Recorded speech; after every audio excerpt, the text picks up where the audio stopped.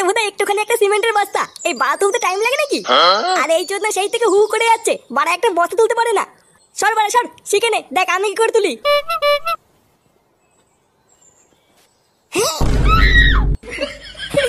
ও কোনো ব্যাপার না, হালকা হালকা।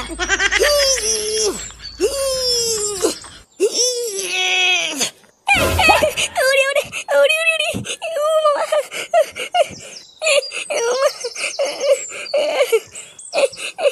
লেওড়া হাঁপিয়ে গেছি, দে বাড়া দে, একটা বিড়ি দে।